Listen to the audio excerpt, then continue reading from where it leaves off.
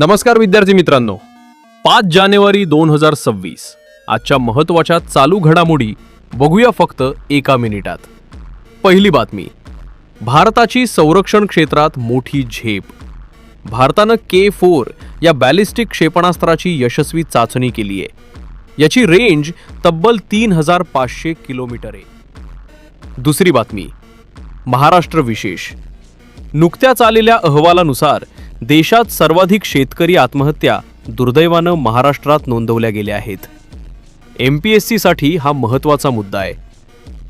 तिसरी अपडेट, पर्यावरणाबाबत।